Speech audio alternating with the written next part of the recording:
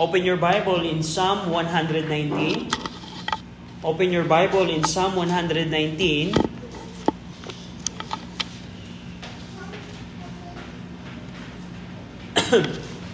Psalm 119. Babasahin ko po yung verse 1 and then we're going to pray as we're going to study Psalm 119. Psalm 119 verse 1, Blessed are the undefiled in the way, who walk in the law of the Lord. Shall we pray?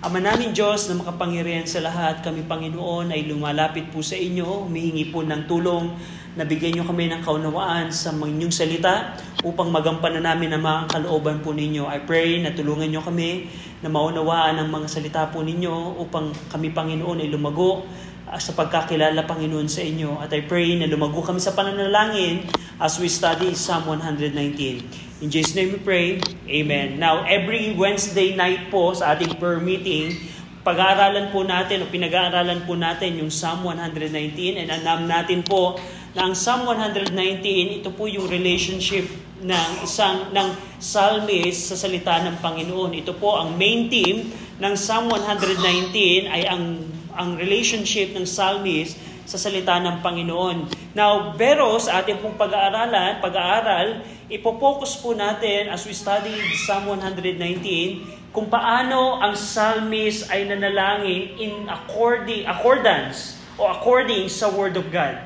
Upang ang goal natin dito, upang ang bawat mananampalataya as we pray sa Panginoon is mas according sa salita ng Panginoon. At yun ang pinaka-goal natin. Now, in Psalm 119, pag-aaralan po natin yung 2 stanza ng Psalm 119, yung Aleph and Bet. Now, in verse 1,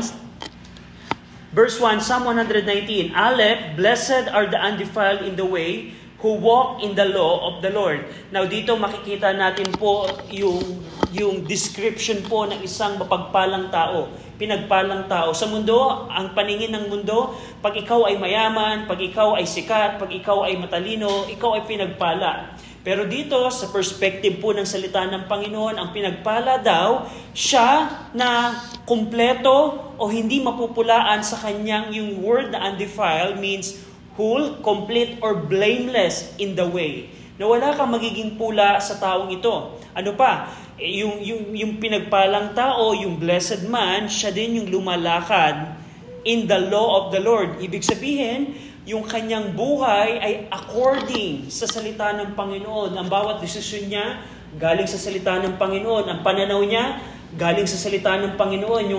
Yung kanyang plano sa buhay, according sa salita ng Panginoon. Yan yung pinagpalang tao. Ano yung dito makikita natin also in verse 1 na yung Word of God, tinawag siyang law of the Lord. Meaning, referring po ito sa Torah or the Scripture. Now, ano pa ang description ng pinagpalang tao in verse 2? Blessed are they that keep His testimonies and that seek Him with the whole heart. Hindi lamang undefiled in the way and also walking in the law of the Lord, yung blessed man. In verse 2, ang description din ng isang blessed person, blessed man, siya yung nag-iingat ng mga testimony ng Panginoon. The word testimony means witness. Ito po ay term na ginamit din ng psalmist referring sa Word of God. Pero yung idea dito ng testimony ay yung witness ng salita ng Panginoon. Ano ang description ng blessed man? Siya na nagpe-preserve or nag-iingat ng salita ng Panginoon. Preserving or keeping the Word of God. And that seek Him with the whole heart. Ang pinagpalang tao, hindi lamang iniingatan, pinipreserve ang salita ng Panginoon, sinasaliksik din niya ang Diyos ng buong puso. Ng buong puso. Merong bang time, Kristiyano, na pagkakataon na bubuksan mo ang salita ng Panginoon, ang goal mo ay sinasaliksik mo ang Diyos ng buong puso. Every time that we open the Word of God, every time that we go to church, ang perspective din dapat natin ay, Panginoon, gusto kitang saliksikin ng buong puso. And that's what the psalmist is. Siya yung pinagpalang tao, blessed man. Now in verse number 3, another description of a blessed man, they also do no iniquity. They walk in His ways. Hindi siya gumagawa ng mga karumihan, kasalanan, at siya ay lumalakad sa landasin ng Panginoon. That's sa ways ng Panginoon. Another terminology na ginamit ng psalmist referring sa Word of God. So verse 1 to 3 ng Aleph, ito po ay nagpapatungkol sa description ng blessed man, pinagpalang tao. Now, ikaw ba, Kristiyano, ay according sa pinagpalang tao na ito? Ikaw ba ay sinasaliksik mo ng buong puso ang Diyos? Iniingatan mo ba ang salita ng Diyos? Yung iniingatan dito, nakapaloob dito yung pag-observe, pagsunod, pag-iingat ng salita ng Panginoon. Hindi ka ba gumagawa ng mga iniquity? Ikaw ba ay undefiled in the way? Wala ka bang maruruming gawain sa iyong pamamaraan? That's the description po ng isang blessed man, according sa salita ng Panginoon.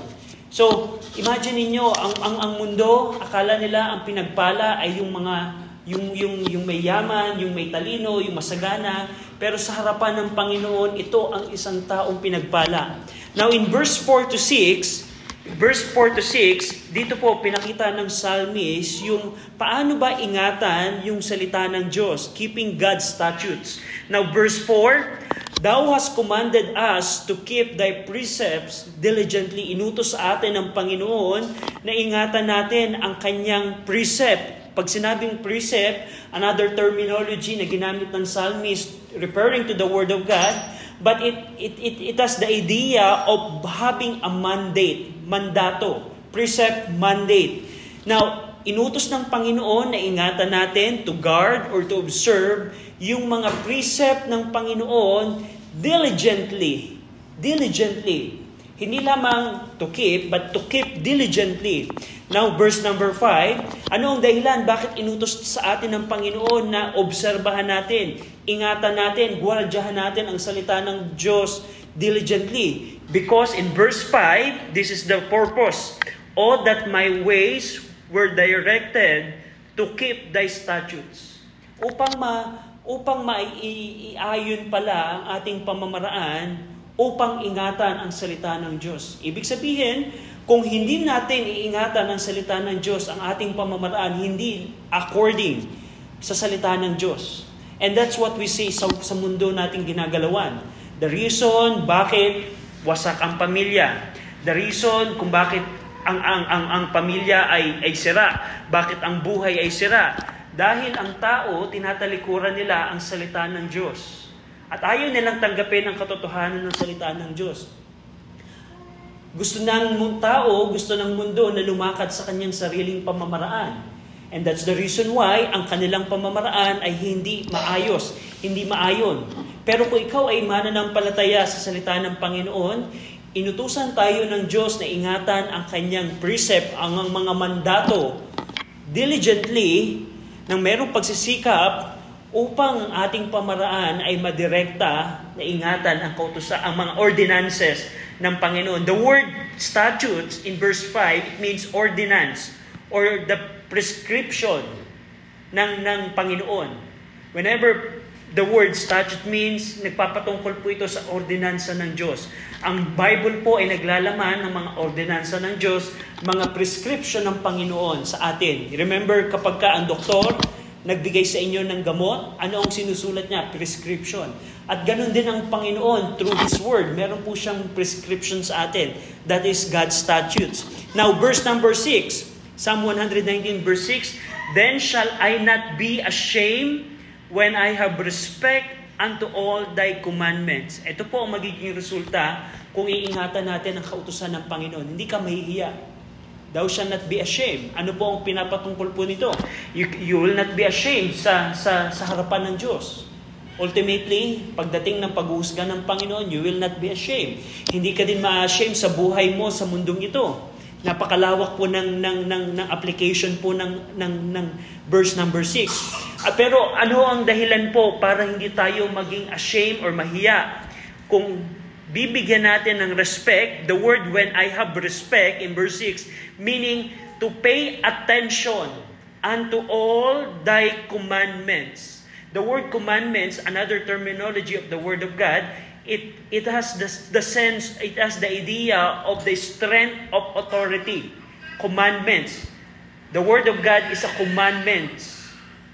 A set of commandments para po sa atin. And it has the strength of authority.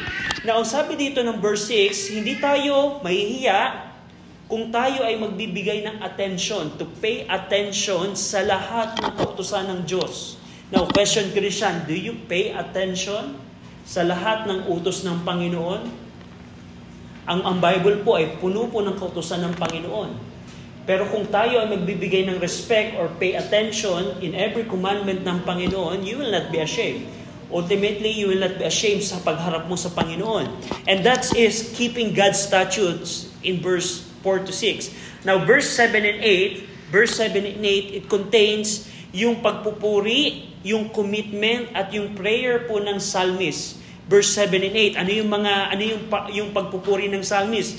In verse 7, I will praise thee with uprightness of heart when I shall have learned thy righteous judgment. Dito, yung psalmist, David, nagpupuri siya sa Panginoon whenever he understand or learn the righteous judgment ng Panginoon or the righteous verdict. Another terminology ng salita ng Panginoon, referring to the Word of God. Now, ang ibig sabihin nito, whenever David read yung Torah, yung first 5 book of the Bible, at nauunawaan niya ito, nagre-resulta ito ng pagpupuri sa Panginoon. At yan ang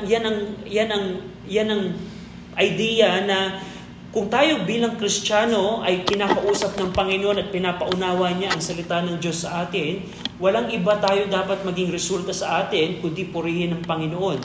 And that's what the psalmist did. In verse 8, ito yung commitment ng psalmist. I will keep thy statutes. That's his commitment. Aking iingatan ang salita ng Diyos. Napansin nyo, in this stanza, ilang beses sinabi ng psalmist, I will keep, I will pay attention, I will have respect sa salita ng Panginoon. And now, in verse 8, yung huling bahagi ng verse 8, ito po yung prayer ng psalmist, O forsake me not utterly. And I want to pay attention sa prayer ng psalmist na to. Lord, the psalmist's prayer is, Lord, forsake me not utterly. Huwag mo akong pabayaan ng lubusan. Anong ibig sabihin dito ng psalmist in relation sa salita ng Diyos? Now, alam niyo ba, Kristiyano, may time ng iyong buhay na minsan hindi ka kinakausap ng Panginoon through the Word of God as an application. May mga pagkakataon ako na aking buhay, minsan sa aking Christian life, kahit binabasa ko ang Bible, hindi nagdidil ang Panginoon sa akin. Hindi ako kinakausap ng Word of God. There are many instances. May mga pagkakataon na ako'y karnal, may mga pagkakataon na ako hindi lumalakad sa Espiritu. And even I attend the church, walang sense para sa akin ang Word of God. Pero kung ikaw ay Kristiyanong ligtas, that's a good prayer na Panginoon, forsake me not utterly. Kausapin mo ako through your Word, ingatan mo ako through your Word, and that's the psalmist's prayer. And that's a biblical prayer. Just imagine na ganan ang prayer request ng bawat Kristiyano. Panginoon, forsake me not utterly. Ano pa yung sense nito? Na whenever merong kasalanan sa ating buhay, kung tayo ay hindi pababayaan ng Panginoon, ididil tayo at ikokorek tayo ng Panginoon. Kung merong kapahamakan, tayo iingatan ng Panginoon. That's the sense ng prayer ng psalmist na ito. Now in verse 9, the second stanza ng Psalm 119, But wherewithal shall a young man cleanse his way? By taking heed thereto according to thy word. Now dito po sa verse 9 hanggang 11, ito po yung nagpapatungkol, paano ba nagiging malinis or puro or maayos yung pamamaraan ng isang young man. Now, ito po applicable sa mga young people. Paano ba ang ating landasin ay magiging puro o malinis? At dito nagbigay ang psalmist ng paraan. Hindi lamang ito, of course, sa young people, sa bawat Kristiyano, this is applicable. Paano ba yung ating pamamaraan ay malilinis o magiging pure? Ang sabi dito ng psalmist, by taking heed, ang ibig sabihin ng taking heed, if you are going to attend or to keep thereto according to thy word. Kung iingatan mo, magbibigay ka ng attention ayon sa salita ng Panginoon. Now, verse 10, paano pa malilinis? Ano yung ibig sabihin ano yung tinutukoy dito ng psalmist na taking heed or attending or keeping thereto according to thy word? Dito, describe ng psalmist paano yung taking heed na magbibigay ng kalinisan sa ating mga pamamaraan. In verse 10, ito po ang tinutukoy dito ng psalmist. With my whole heart have I sought thee. That's referring, yung young man na tinutukoy dito is the psalmist himself, David himself. Nagtanong ang in verse 9, David himself said, Lord, wherewithal shall a young man, referring to himself, to the psalmist, cleanse his way? By taking heed thereto according to thy word. Ano ang tinutukoy dito ng taking heed? In-explain this ng psalmist in verse 10, with my whole heart have I sought thee. Now question, are you taking heed thereto according to thy word? If you said yes, my follow-up question is, do you seek the Lord with your whole heart? Because that's how you take heed in the word of God. Take heed. Meaning, with your whole heart. Seeking the Lord with your whole heart.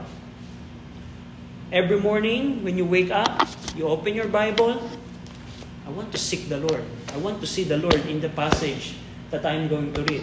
I'm going to the church, I want to seek the Lord. That's taking heed. The reason your ways is not cleansed is maybe because you're not taking heed thereto according to the Word of God. Paano yung taking heed na tinutukoy dito ng psalmist?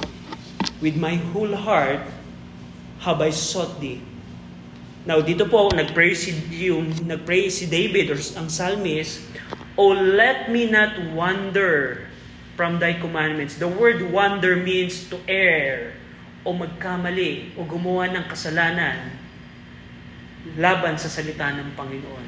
That's a good prayer. That's the second prayer in the book of Psalm 119. Not only yung kanina sa verse 8 na forsake me not utterly. The second prayer ng psalmist dito, Lord, let me not wander or to have error or to make sin or commit sin from thy commandments. That's a good prayer.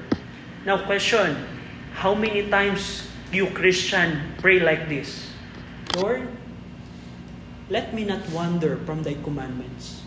Ang sense dito, Panginoon, wag mong hayaan na gumawa ako ng kasalanan laban sa iyong salita. That's a good prayer. That's the prayer of psalmist. That's a biblical prayer. Just think about na yung prayer ng psalmist na ganito is maging prayer ng iyong buhay. Panginoon, let me not wander from thy commandments. That's a good prayer. Now, ano pa?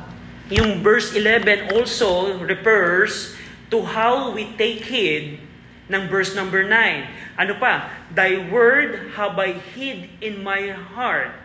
And that's how you take heed thereto according to thy word. Not only seeking the Lord with the whole heart, but also hiding the word of God in your heart. Hiding the word of God in your heart. Now question, what is in your heart, Christian? What is in your heart, Christian? It could be K-pop. It could be some movies. It could be some worldly music. Pero the psalmist is,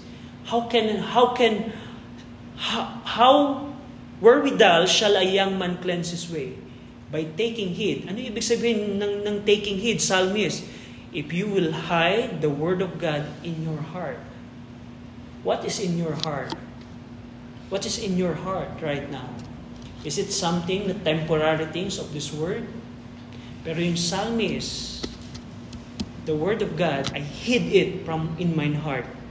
What a commitment. What a What a life nung psalmist na to. Anong dahilan niya kung bakit niya itinago sa kanyang puso ang salita ng Panginoon?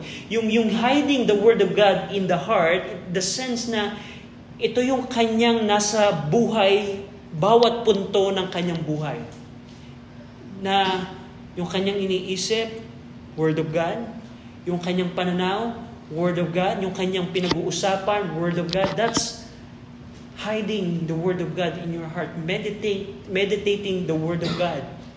Every point of your life. That's hiding the Word of God in your heart. Now, ito po ang dahilan kung bakit hinide ng psalmist ang Word of God sa kanyang puso. Verse 11, that I might not sin against thee.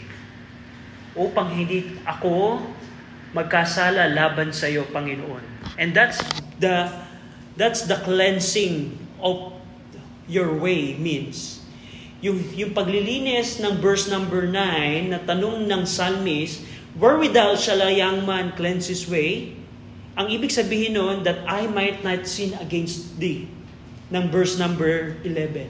So ibig sabihin, yung taking heed, not only seeking the Lord with the whole heart, but also hiding the Word of God in your heart. Na magre-resulta ito na hindi mo pagkakasala sa Panginoon. What a promise na kung tayo lamang bilang Kristiyano, every day ng ating buhay, Word of God ang ating nasa puso. Not the junk things of this world. Hindi tayo magkakasala sa Panginoon. That's what the psalmist said. Kanyang testimony. Now in verse 12 to 14, ito po yung naglalaman ng pagpupuri ng psalmist, ng prayer ng psalmist, at ng kanyang testimony. Ito po ang praise ng psalmist. Blessed art thou, O Lord. That's a praise ng psalmist. Pagpalain ka, Panginoon, O Jehovah, O Lord. And this is the prayer of psalmist in verse 12. Teach me thy statutes. Panginoon, turuan mo ko ng iyong salita. Turuan mo ko ng iyong salita. Verse 13, ito po yung kanyang testimony of the psalmist. With my lips have I declared all the judgment of thy mouth. Ang testimony ng psalmist, yung aking bibig, aking idinideklara ang iyong salita ng aking bibig. Now question, Christian, ang salita ng Diyos ba ang namumutawi sa iyong mga labi? That's a question that you need to answer personally. Ano pa ang testimony ng psalmist in verse 14? I have rejoiced in the way of thy testimonies as much as in all riches. Ang testimony ng psalmist ni David, ako ay nagagalak sa salita ng Panginoon, sa pamamaraan ng patotoo ng Panginoon, referring to the Word of God, kung paano ako nagsasaya sa yaman, sa lahat ng yaman. Ganon kinumpara ni Psalmist ang salita ng Panginoon. Kung ako ay magkakaroon ng lahat ng yaman, at kung meron akong Word of God, parehong ang kagalakang nabibigay sa akin to. Now, is that your testimony, Christian? Whenever you open the Bible, do you have that rejoicing? Whenever you are in the church hearing the Word of God, is that your testimony as well? I have rejoiced in the way of thy testimony. I am rejoicing in the way of your testimony. That's the psalmist's testimony. Now in verse 15 and 16, ito po yung naglalaman ng commitment ng psalmist. Ano yung commitment ng psalmist? Ano yung commitment ni David? I will meditate, meaning speak and ponder in thy precept. And have respect, meaning have respect to pay attention unto thy ways. Now, ito ang commitment ng psalmist. Lord, this is my commitment. I will meditate. The word meditate means ponder. Ito yung katulad ng keep hiding the Word of God in your heart. You constantly meditating or pondering or speaking the Word of God. That's the psalmist's commitment. And in verse 15, not only meditate ang kanyang commitment, but also to have respect or to pay attention sa salita ng Panginoon. Verse 16, another commitment ng psalmist, I will delight myself in thy statutes. The word delight means to amuse. Yung word na delight is parang, halimbawa, sino sa inyo ang nakakita ng isang kamanghamanghang bagay? If I can remember nung last time, nagpunta kami sa Mind Museum dito sa Taguig, sa BGC. Yung mga experiment nila doon na pangbata, minsan nakakamangha. Na pag first time mong makita na ganun pala ang nangyayari sa volcano, paano nag-i-erupt, para kang na-amuse. Dahil first time mong namasdan yung rare or one na pangyayari. At yun ang the word delight means. Whenever you see isang bagay na nakaka-amuse, that's the word delight means. At ang commitment ng psalmist, I will delight or amuse myself in thy statutes. Now, is that your commitment, Christian? Meaning, do you delight in the Word of God? Do you have delight or amusement na kapag ka binabasa mo ang salita ng Panginoon, is just like na parang nakakita ka ng isang kamanghamanghang pangyayari that you are amused and delight? And I tell you, the Word of God is delightful. The Word of God is delightful. The Bible is delightful. The Bible is delightful. It's not a boring thing. The Bible is not a boring thing. The Bible is delightful. Delightful. More than any other things sa mundong ito. Delightful. And that's the commitment ng psalmist. And lastly, in verse 16, another commitment ng psalmist, I will not forget thy word. So, and that's the second stanza. Now, dito po sa two stanza, Aleph and Bet ng Psalm 119, meron pong tatlong panalangin tayong nakita. Una, O forsake me not utterly. Pangalawa, O let me not wander from thy commandments. Pangatlo, teach me thy statutes. Now, question, Christian, is that your prayer life? Is that the kind of prayer that you utter sa Panginoon? Panginoon, forsake me not utterly. Panginoon, let me not wander or to err from thy commandments. Lord, teach me thy statutes. What a kind of prayer the psalmist has. Shall we pray? Ama naming Diyos na makapangyarihan sa lahat, salamat Panginoon sa inyo pong salita. Pinupuri namin kayo sa inyo pong salita na nagbibigay ng liwanag at ng pamamaraan na tama sa amin pong mga buhay. Pinupuri namin, Ama, ang inyo pong kabutihan at katapatan sa amin. I pray, Panginoon, na sa amin pong pananalangin din later on ay patuloy kayo magpala, Panginoon. In Jesus' name we pray, Amen. So,